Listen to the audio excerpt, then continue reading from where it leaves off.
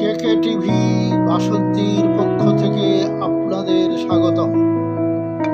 আমি আব্দুল মোমেন লস্কর। আজকের শীর্ষক আলোচনা বাঙালিদের খাদ্য তালিকা। একজন পূর্ণবয়স্ক যুবক যুবতীর প্রোটিন লাগে 60 থেকে 70 গ্রাম, কার্বোহাইড্রেট লাগে 450 থেকে 500 গ্রাম,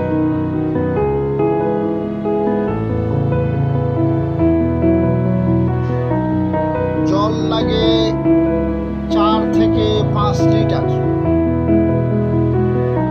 প্রোটিন ভিটামিন যত পারেন তত বেশি বেশি। আসি আমরা যে সমস্ত খাদ্য বস্তু হিসেবে গ্রহণ করি তাদের মধ্য থেকে একটি ক্যালোরি হিসাবে তালিকা তৈরি করি। ঢেঁকি ছেঁটা চাল 4 ছোটা তাপ সৃষ্টি করে 919। ডাল 2 ছোটা তাপ সৃষ্টি করে 480। তরি তরকারি 5 ছোটা তাপ সৃষ্টি করে 102। সরষের তেল হাফ ছোটা তাপ সৃষ্টি করে 252। গুড় হাফ ছোটা তাপ সৃষ্টি করে 50। মাছ 2 ছোটা তাপ সৃষ্টি করে 88। দুধ 2 ছোটা তাপ সৃষ্টি করে 77।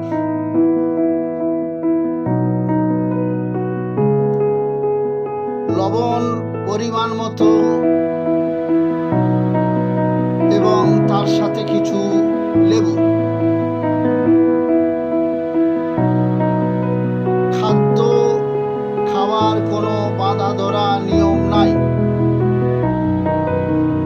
একজন প্রাপ্তবয়স্ক যুবক যুবতী যে পরিমাণ খাদ্য খাবেন, বৃদ্ধ বা পৌর ব্যক্তিগণ তার চেয়ে কম। যারা বসে বসে সময় নষ্ট করেন, যারা বসে বসে বা বসা কাজ করেন, তাদের কম খাদ্য খাওয়া উচিত।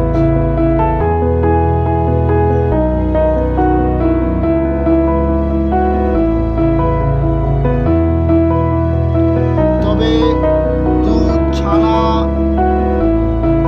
মাছ, মাংস এবং ফল বেশি বেশি খেতে হবে। বয়স যত বৃদ্ধি পাবে মিষ্ট দ্রব্য তত কম খাবেন।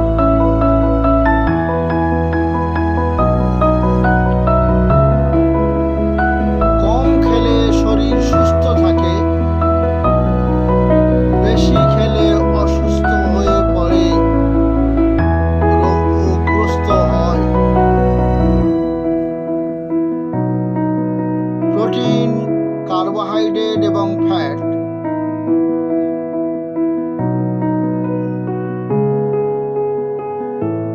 তাপ সৃষ্টিকারীর প্রধান উপাদান।